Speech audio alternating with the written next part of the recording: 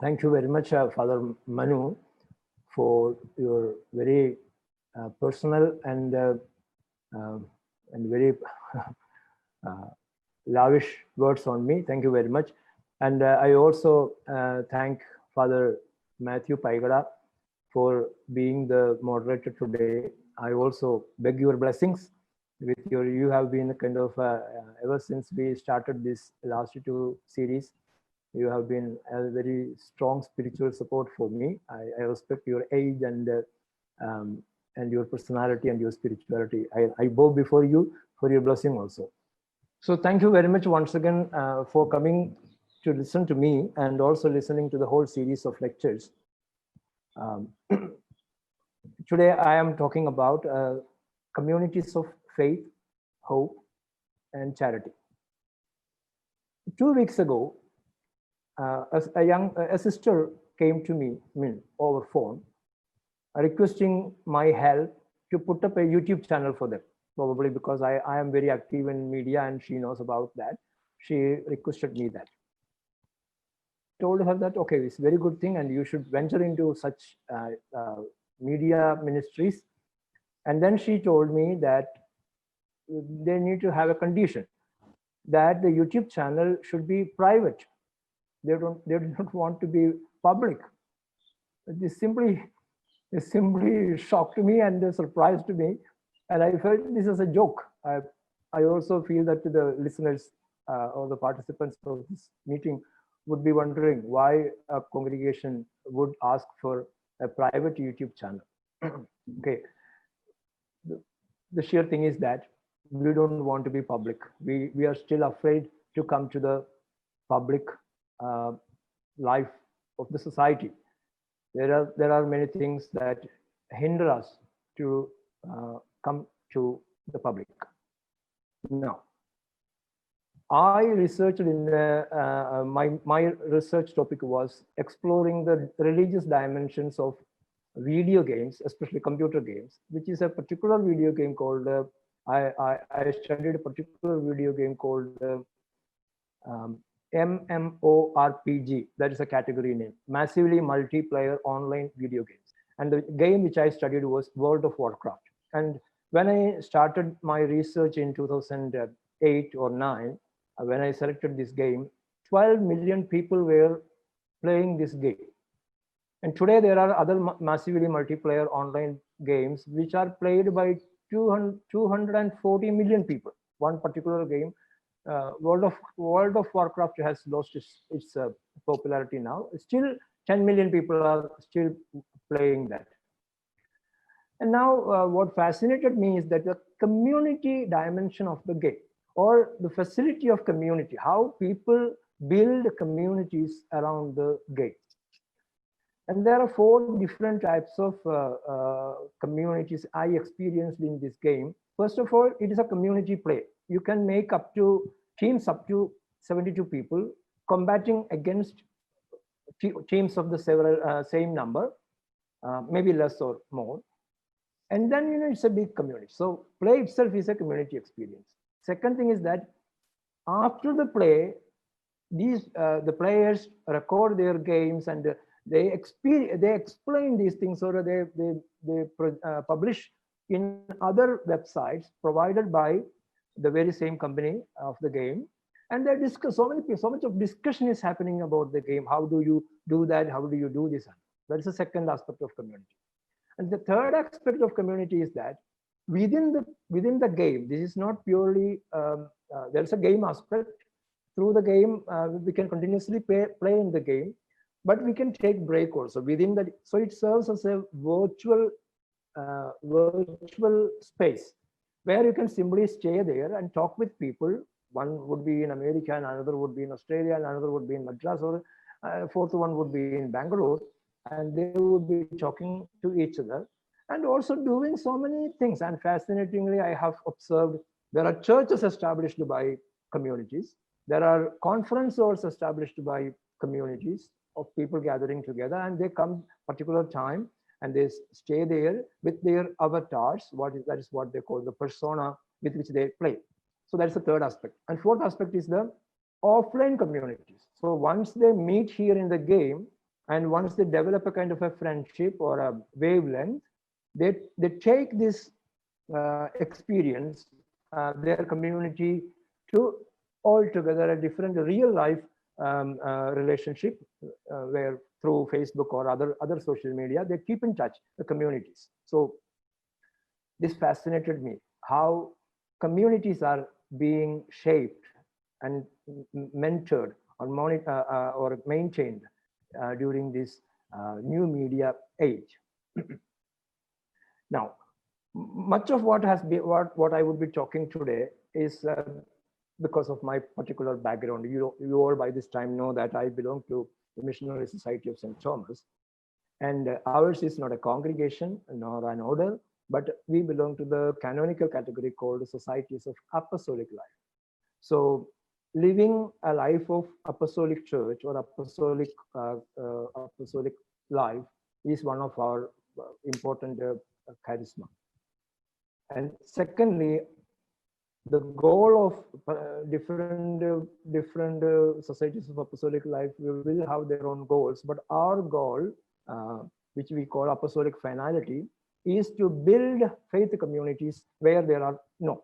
So these are two important things which so the spirituality which I have shaped is from a life which we live in my society.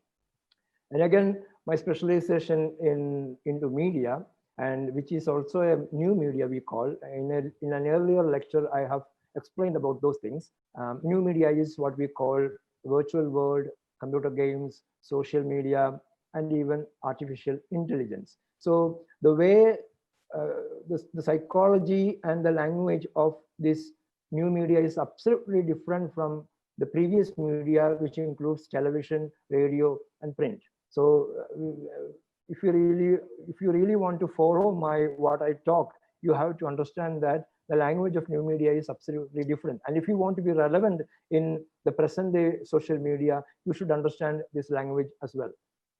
Now, the question, I have a question and a framework. And that is this: what should be one response of the church in an era which has been changed by the pandemic? This is one question I constantly ask to myself. Now, and what I am going to do is kind of building various parallels between early Christian communities and new media communities. What are the parallels? And I consider that this is an opportune time for renewal and going back to the roots in our church life, ecclesial life. Now, the theoretical background of the whole of my thought is basically from a couple of people. First of all, Emile Durkheim, who defined religion in his The Elementary Forms of Religious Life, a book published in 1912, where he perceives, he makes a kind of a functional definition of religion. It is, he does not explain what religion is, but he explains what religion does. And in that definition, three important elements pop up, which are called myth, ritual, and community. These are the main functions of religion: to have a myth and to maintain a ritual and a community. I will be bringing these parallels, these three elements as parallels. And I am deeply influenced by three encyclical letters of Pope Benedict XVI, again based on the individual themes of faith, hope, and charity. Especially Deus Caritas Est, which is on charity. Then Spe Salvi on hope. Then Lumen Fidei, actually this was written by Pope Benedict, but was declared or promulgated by Pope Francis. So these are the three encyclicals that has influenced me in making up this presentation. And lastly, I'm also fascinated by the thoughts of Leonardo Boff. Father Matthew will be fascinated by that. I'm not a fan of liberation theology. However, I like the idea. His book, Holy Trinity, the Perfect Community. I have drawn some of the ideas from that book also. Now, My prototype of a lively church is that it's an early Christian community. And in Acts chapter 2, 42 to 47, it is explained there are three main elements of there are seven of them, but I want to pick up three main in order to make the parallels. First is that the key element of the early Christian apostolic community is that it is based on kerygma. That is, I make an equation with faith. The kerygma is almost equivalent with faith. Because they say that the community believed and community were steadfast in apostolic doctrine and witness. So apostolic kerygma became the foundation of their faith. And the second aspect is koinonia, which I equate with hope. The apostolic community gathered together and they were in fellowship and they spent time in breaking of bread. This is the basis of koinonia. Some people also say it is liturgia, but I want to emphasize koinonia aspect over liturgia. And the last one is diaconia. And in this passage of Acts 2:46 or 47, it is not purely explained, but we get the mention that the community shared everything together, and there was nobody lacking in any among them. But in Acts chapter 6, we get a clear experience how apostolic community established the ministry of diaconia of the serving. So the diaconia is the third element, which I equate with charity. So kerygma equate with faith, koinonia with hope, and diaconia with charity. Now, again, Christ is the basis of faith, hope, and charity. And I want to link how Christ became compassionate. And compassion should be the baseline of faith, hope, and charity. Three examples I want to pick up. First is Matthew 9:36. That is, when there are many occasions in the Gospels when the evangelists say that Jesus felt compassion for them. And I have picked up three of them. First is Matthew 9:36. That is when Jesus, in the public ministry teaching and preaching, he suddenly feels that I look at the people and he feels compassion for them because there were people with like a sheep with a shepherd, without shepherd. And the immediate action that follows in this instance of Matthew 9:36 is that first Jesus says that pray for the Lord of the harvest, that he would send people into the field for harvest.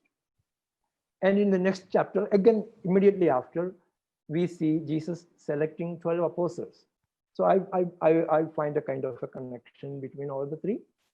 So this Jesus action, Jesus feeling compassion to a crowd without a leader, disorganized people, and he translates that compassion into an action by first asking for prayer and then immediately an action of selecting 12 disciples and commissioning them for missionary work. So this instance, and the second instance I have picked up is from Mark 6:30. In Mark 6:30, again, Jesus looking at the people feels compassion, but in that instance, that action, the compassion is translated into an action, which is the multiplication of bread. That means Jesus felt that they were hungry and they were poor. So he enters into an immediate action of multiplying the bread. And the third instance I have picked up is Mark 1:40 and 41, where he encounters a leper. And in leper prays to him, heal me. And then again, Mark says that Jesus felt compassion on him and he extended his hands. He reached out. He reached out his hands, touched him, and healed him. Okay. Am I audible? Okay. Okay. So these are the three occasions. Again, I want to connect these three occasions with the faith, hope, and charity. First instance, Jesus wanted his compassion translated into selection of apostles who would go with charismatic preaching, which is faith, charisma preaching. Second instance, Jesus' compassion translates into multiplication of bread, which is a prototype of Eucharist. That is Koinonia, which is hope. And the last one is encountering a leper and he reaches out to heal him, and that is charity. And now come back to new media. I don't want to elaborate too much on that. New media, as I have already explained in the beginning, new media speaks a new language. Unfortunately, many of our priests, sisters, and bishops, we do not know. We think that new media, or new media in the sense that any media that relies on computer or internet, computer and internet. So we think that this is something like the television or a radio or even print. So we use these new media in the similar fashion to broadcast our religious content. Please understand that the whole dynamics and the language and the grammar and the syntax of this medium, which we call popularly as new media, is absolutely different from the previous media. So young people to whom we are addressing today, you also should not think that, see, I am of approximately 50 years old. And when I think about my pastoral activity, I only of people of age 50 or above. We have to cater to people of 15-year-old, 10-year-old, 20-year-old, and 25-year-old also. And these people, young people, which we used to call them Generation Y, X, Z, and now we call them Generation Alpha. They speak a new language of media. They have a new psychology of new media. They have different perceptions and different approaches just because they are into this media. Because the media itself have changed them, their perceptions and the way they be in the media. Now, three things I want to pick up from here. I don't want to explain that. The three characteristics of new media are, first of all, hypertextuality. That means when you click on a text, on a word or a button or a picture, it leads to something else. The text is active. The second one is interactivity. New media or Web 2 or Web 3 now, it allows us to interact. It facilitates interaction. Third one, networking. It facilitates networking between people. Okay, now let me come back to community of faith.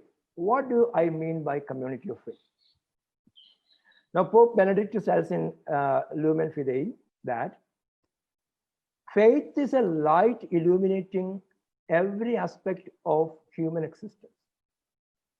So we cannot reduce faith into something else, which I will explain later. So faith is a light illuminating every aspect of human existence. Now, those who believe are transformed by love, and the faith and love are corresponding or complementing. And now, the word, dynamic nature of the word of God. I told that Jesus' compassion in the first instance translated into an action where he selects 12 people for charismatic preaching. So word becomes dynamic and hyperactive. In the early Christian community, word was hypertextual. It was dynamic. So relate with faith, community of faith, and hypertextuality. Next, I want to come community of hope.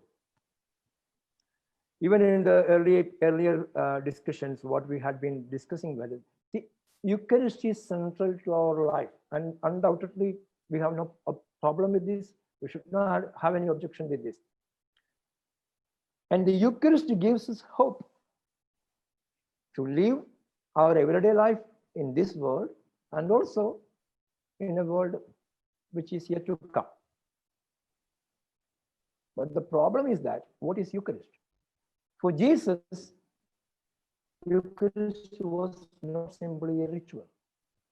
It was an issue of social justice. That is, in the second instance, when Jesus felt compassion that they were very poor, they were hungry, he immediately comes into an action where he multiplied bread. And that was not an everyday business for him. It was a systemic change which he initiated, a systemic change of multiplying bread for one time, which taught the people that they are a community of sharing and they are a community of hope. Who prays, give us today our daily bread. Give us today our daily bread. Now, in space, John Paul II, in Mane Nobiscum Nomine, during the year of Eucharist, a small apostolic letter, beautiful apostolic letter, in which he says that if our Eucharist does not move us to work for social justice, we are deluding ourselves. And he also said that Eucharist without justice is untrue and sterile.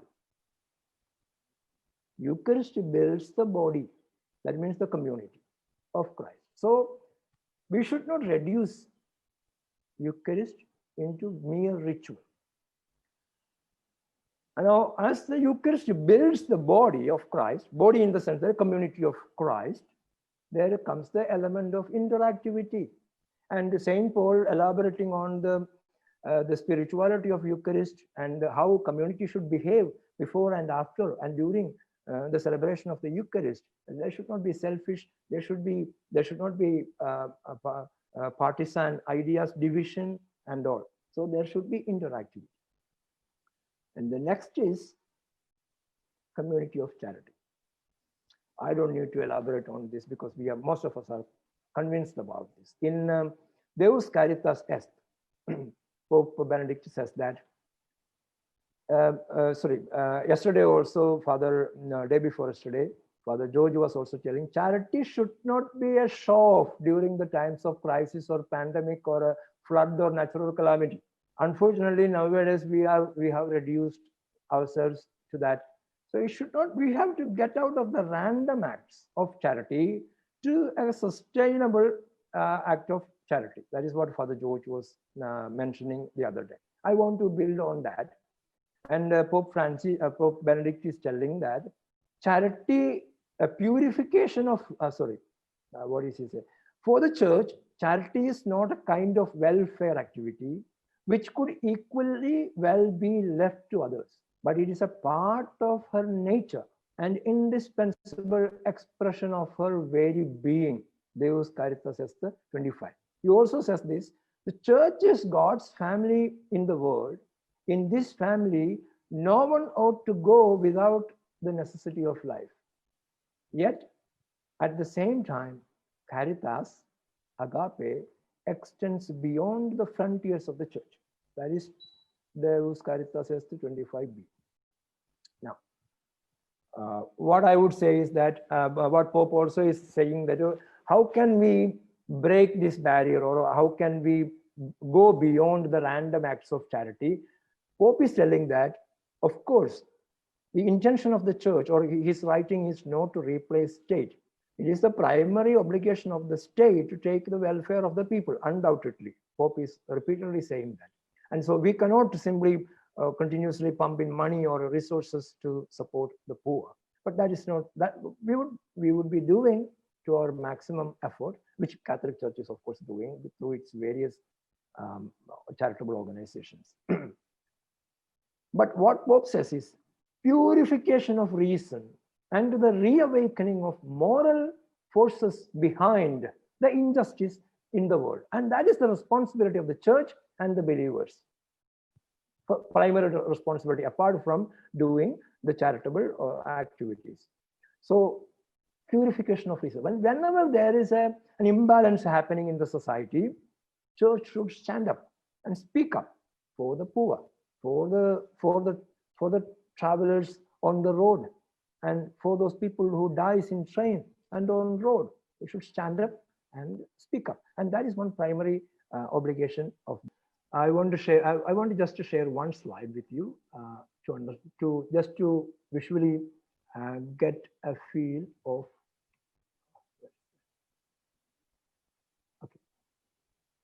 Okay, so this has been what I have been telling. First, Emile Durkheim says that there are three elements, that is myth, community, and ritual. Pope Benedict says that church is basically community of faith, hope, and charity through his three encyclicals.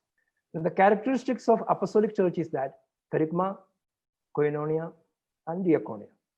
Now, what Leonardo Boff says, there are three main social forces that drives the society, and primarily it is economics, and then politics, and then culture. Now, I make my own sequencing or my own organization. I find a kind of a correlation between all the three. So the myth is equal to faith, and faith is equal to kerygma, and that is culture means the value system we make, values and the life of the society. Now, community should be based on hope, and it should be fostered by koinonia, and then politics, which is the distribution of power and responsibility in the society. And the ritual should be translated into charity. Our ritual should not be a show enactment of the Pastoral mysteries alone, but the very charity itself become a ritual, and then that is translated into diaconia, and it is all about economics, who have and who have not, who has and who has not. Now, in the new media, hypertextuality, interactivity, and network, these are the three things I want to, and finally I will conclude with one slide. See, what I see today is faith is reduced to a personal and a consumeristic affair between myself and God. And the preachers encourage this. You pray for that, pray for that, pray for that. You will get that, you will get that, you will get that. Secondly, trust is lost, credibility is lost. Church is slowly losing. Church means the persons of the church, personalities of the church, starting from hierarchy to pastoral leadership, including me. We are losing trust and credibility among people. And unhealthy competitions are happening in the religious life. Preaching did not provide, in these days or in the past years, our preaching seems to not to instill hope. Instead, it instills fear. And Eucharist and sacraments are reduced to mere rituals. In the past 2 months, what we were witnessing is that virtual presence versus real presence. People are happy with the virtual presence of the real presence of the Eucharist, and the priests are happy with the virtual presence of the people than real presence of the people. And we are simply fostering that. I'm so fascinated, I'm so intrigued about it.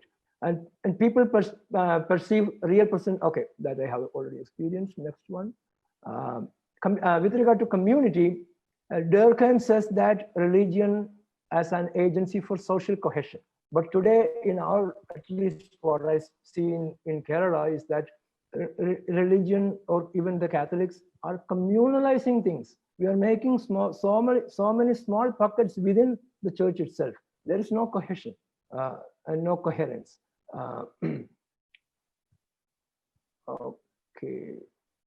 So what is the way ahead. I remember the instance of the sister who was asking for private YouTube channel for them to internally communicate, perhaps, which is a good idea, and I have nothing against that, but we should come out. So we have to reimagine or re-emphasize the three ways of being the church. We have to strike a balance between faith, hope, and charity, or myth, ritual, and community. Charity is essential to the church, but it should be sustainable and systematic. Care for the community which is inclusive and participatory. Strengthening of faith is a natural corollary. We don't need to work for that. Faith will automatically come. And then we have to also think about new ways of holiness. Coming together itself is a way to attain holiness. Community itself is a holiness. We see that church is the sacrament of salvation. When people come together, as Jesus said, when there are two people in my name, they are a sacrament. Shilavok also said the same thing. You should be a sacrament. So thank you very much for listening to me. I took 5 minutes extra of you. And I am very happy to answer your questions, or I welcome you